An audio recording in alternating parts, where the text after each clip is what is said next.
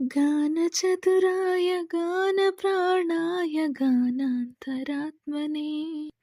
गानोत्सुकाय गानमुत्ताय गानोत्सुकमनसे गुरुपूजिताय गुरुदैवताय गुरुकुलस्थायिने गुरुविक्रमाय गुह्यप्रवराय गुरवे गुणगुरुवे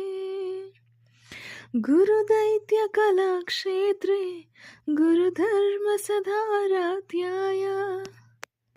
गुरुपुत्रपरित्रार्थे गुरुपाखण्डकण्डकाय